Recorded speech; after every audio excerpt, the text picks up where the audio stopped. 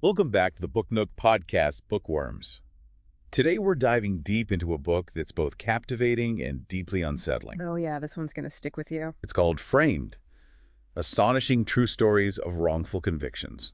Have you heard of it? Oh, absolutely. It's a must-read for anyone interested in the justice system. Really makes you think. It's a collaboration between John Grisham, the legal thriller master, Who doesn't love a good Grisham novel? and Jim McCloskey, the founder of Centurion Ministries, who's dedicated his life to overturning wrongful convictions. So we have storytelling and real-world experience. Powerful combination, right? Makes those stories hit even harder. Exactly. And that's what I love about this book. It's not just about legal technicalities, it's about real people. 21 innocent people, to be exact, across 10 cases who were robbed of years of their lives for crimes they didn't commit. We're going to explore how things went so wrong, how these miscarriages of justice happened. And it's more common than people think, right? The book really shines a light on the flaws within our justice system. Yes, and the fight for exoneration. It's a long and often heartbreaking journey for these individuals. And the stories, as you said, they're more unbelievable than fiction. One that really grabbed me right away was the case of the Norfolk Four. Back in 1997, 4 Navy sailors stationed in Virginia, Daniel Williams, Joe Dick, Derek Tice, and Eric Wilson, were accused of raping and murdering a woman named Michelle Moore Bosco. Tragic case, and you can imagine the pressure on the police to solve it quickly. Right. That pressure can lead to tunnel vision. And that's exactly what it seems like happened here. They focused on these sailors even though there wasn't much physical evidence connecting them to the crime. Almost like they were so determined to get a conviction that they ignored or even dismissed evidence that didn't fit their narrative. Exactly. And that's when those interrogation tactics come into play. These young sailors, under immense pressure, ended up confessing. But those confessions, they were riddled with inconsistencies and didn't match the physical evidence. And yet, they were used to convict them, even though DNA evidence pointed to someone else entirely, a man named Omar Ballard. His DNA was a perfect match to the crime scene. It's mind-boggling how that evidence could be ignored. 3 of the Norfolk Four ended up serving years in prison. 1 even received a life sentence, while the real perpetrator was out there. It wasn't until much later that they received conditional pardons from the governor in 2009. Conditional, so they were still technically felons. Unbelievable. It wasn't until 2017 that they finally received full pardons clearing their names. Imagine the trauma, the stigma, the years lost.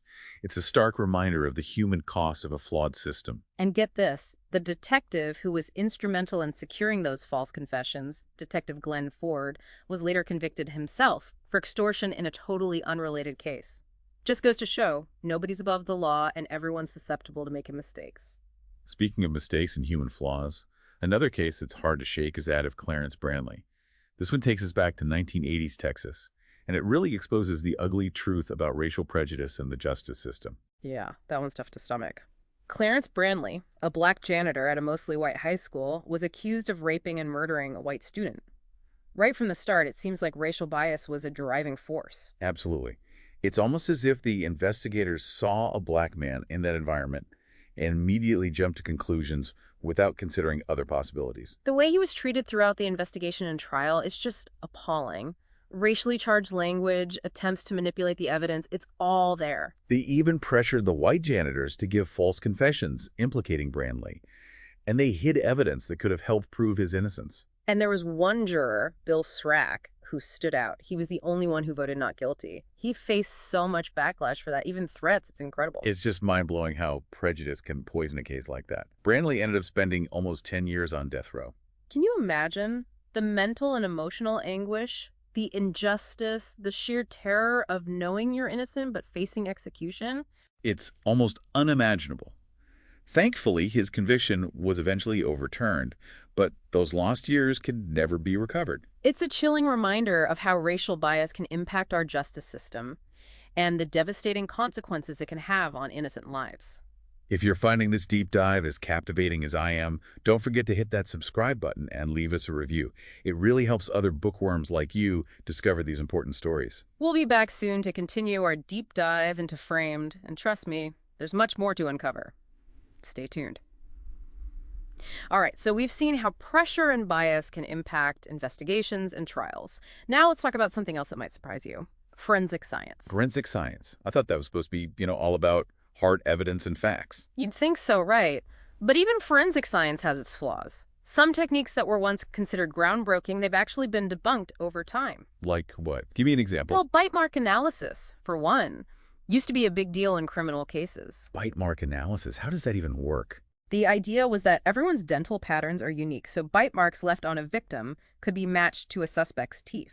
Sounds kind of iffy to me. It is. It's incredibly subjective and prone to errors. And tragically, it's led to some major miscarriages of justice. The book talks about that, right? Oh, yeah, several cases. The cases of LaVon Brooks and Kennedy Brewer, both from Mississippi, really highlight the dangers of relying on bite mark analysis. They were both convicted of murder, largely based on this kind of evidence. So tell me about their cases. What happened? So there was this pathologist, Dr. Stephen Hayne, and a bite mark expert, Dr. Michael West. Dr. Hayne, he performed a ton of autopsies, way more than usual, which made some people question the thoroughness of his work. You can't be an expert on everything, right? Seems like spreading yourself too thin could be a problem. Exactly. And then you have Dr. West, who used this bite mark analysis to claim that marks found on the victims matched Brooks and Brewer. Wow, so based on that, they were convicted. Yep. Brooks served 13 years for the murder of a 3-year-old girl, and Brewer spent 15 years behind bars, even some time on death row, for the murder of another 3-year-old girl. 13 years, 15 years for something they didn't do. Just awful. And get this, the DNA evidence that finally cleared Brooks, it also linked both murders to a man named Justin Johnson.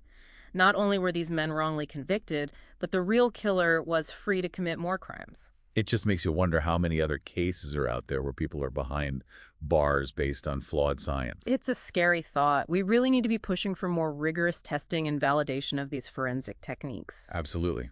Lives are at stake. We can't just blindly trust any technique without solid scientific backing. Couldn't agree more. Now let's switch gears a bit and talk about another big factor in wrongful convictions: unreliable witnesses. Eyewitness testimony, that kind of thing. Exactly. Framed tells the story of 3 men from Pennsylvania known as the Chester Three: Samuel Grasty, Derek Chappell, and Morton Johnson. What happened to them? They were convicted of murder based almost entirely on the testimony of a teenager named Rick Melly. Wait, so just one witness? That's all it took? Unfortunately, yes. But here's the thing. Melly's story was all over the place. He kept changing his version of events. Red flag right there. Huge red flag. First, he said he was just a lookout for the robbery and murder. Then he changed his story, said there was a 4th guy involved, but that guy never even existed. So many inconsistencies. Was there any other evidence against them? Nope. No physical evidence linking them to the crime at all. Unbelievable that they were convicted based on such shaky ground. I know, it's frustrating. And to make matters worse, later DNA testing, guess what? It excluded all 3 of them and pointed to someone else entirely. Of course it did. At least they were eventually exonerated. But those lost years, you can't get those back. It's a lesson for all of us, really. Don't just take witness testimony at face value. You have to think critically, look for corroborating evidence, the whole picture. Now, this book also doesn't shy away from exploring the role of race in the justice system, which is something we need to talk about more openly. Absolutely. One case that really stood out to me is that of 3 white soldiers, Mark Jones, Kenny Gardner, and Dominic Lucci. They were stationed in Savannah, Georgia back in 1992 and ended up convicted of murdering a black man. Savannah, Georgia. That's a place with a long history of racial tension. Yeah, and it seems like that tension played a big role in this case. The police were under a lot of pressure to solve this murder, and they were looking for someone to pin it on quickly. So these soldiers became easy targets. Basically, it's like they were scapegoats in a situation where the community was demanding swift justice. And the evidence against them was pretty flimsy. What was it? The only thing linking them to the crime was the word of a single eyewitness, a guy who called himself Reverend White. Reverend White, that's interesting. Yeah, his story was later found to be unreliable.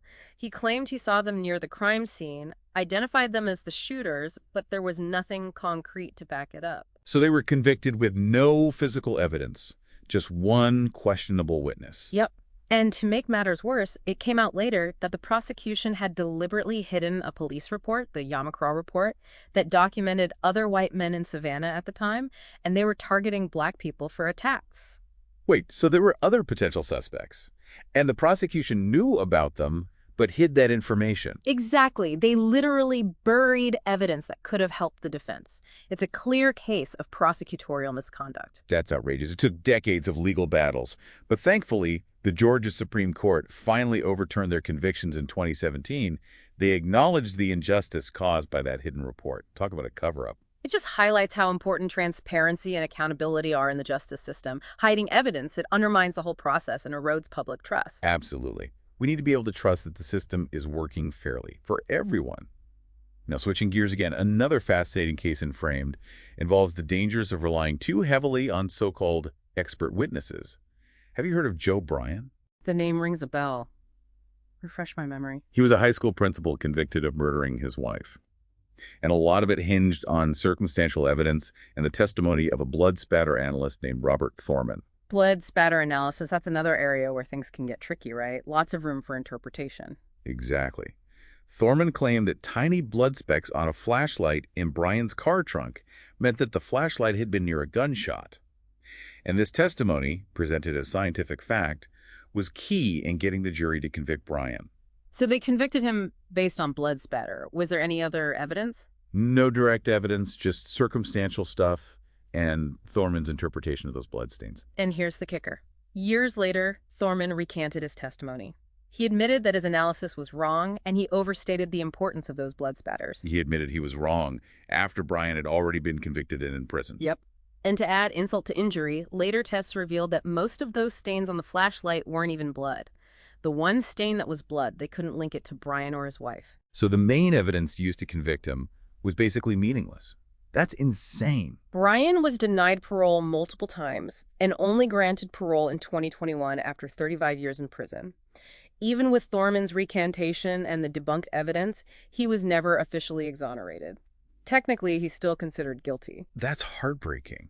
It just shows how hard it is to undo a wrongful conviction, even when the system's mistakes are so clear. It's a reminder that expert testimony isn't always accurate or impartial.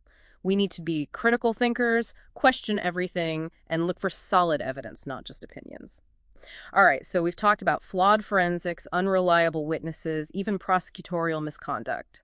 But there's another aspect of the justice system that Framed explores that's really fascinating. Psychological evaluations in trials. Well, that's interesting. I haven't really thought about that much before. Yeah, it's an area where things can get pretty tricky, especially when those evaluations are based on, weak evidence or questionable methods. The book tells the story of Kerry Max Cook, a man who was wrongly convicted of murder back in 1978 in Texas. Texas, again. Seems like a lot of these cases come from Texas. It does, doesn't it? But anyway, Cook's case really raises questions about how these psychological evaluations can be used, how they can influence a jury, especially when there's not a lot of concrete evidence. I can see how that could be a problem.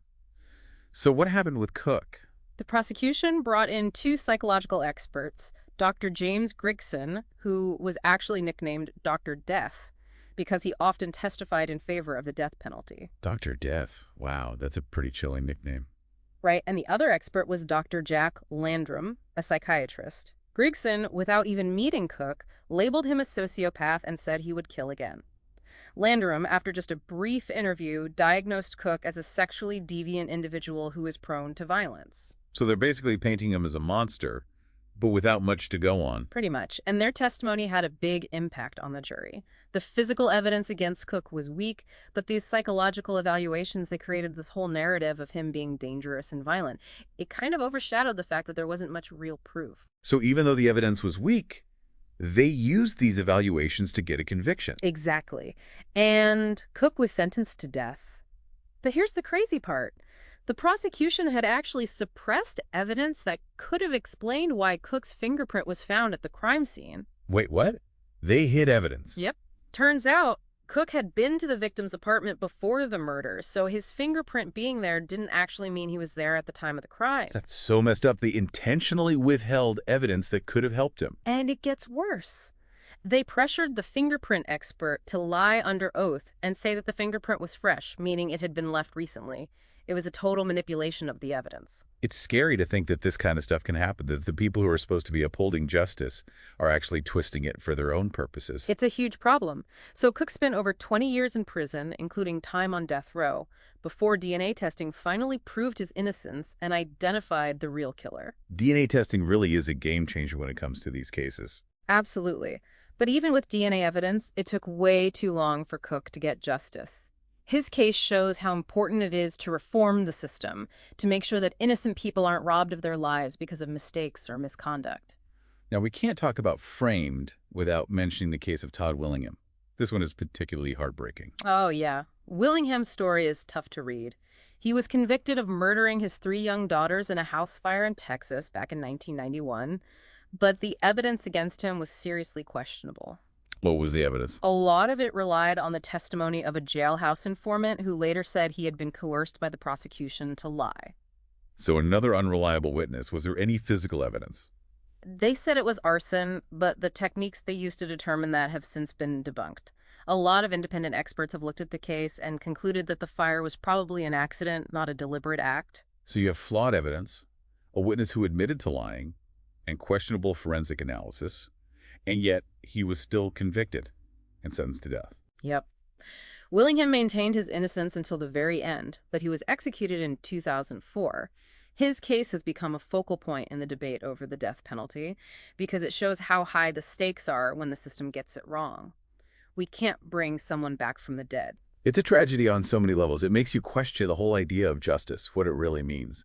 This book, Framed, it's not just a collection of sad stories. It's a powerful indictment of a system that's supposed to be fair, but is clearly broken in a lot of ways. It's a call to action, for sure. We need to be more aware of these issues, question the status quo, and demand better from our justice system. Absolutely. We need to hold those in power accountable, advocate for reforms, and support organizations like Centurion Ministries that are fighting for the wrongfully convicted. These stories deserve to be heard, and these injustices need to be addressed. If you're interested in learning more about these cases and the fight for justice, I highly recommend checking out Framed. It's a book that will stay with you. You can find a link to purchase it in the episode description. And if you've been enjoying this deep dive, don't forget to subscribe to the Book Nook podcast and leave us a review. It really helps us reach more listeners and keep these important conversations going. Thank you so much for joining us for this exploration of Framed, astonishing true stories of wrongful convictions. It's been a heavy but important conversation. We believe these stories matter, and we hope you'll join us in working towards a more just world for everyone. A world where everyone has a fair shot at justice, regardless of their background or circumstances. Thank you for listening to the Book Nook podcast. Be sure to check the link in the description to get your copy of Framed, Astonishing True Stories of Wrongful Convictions.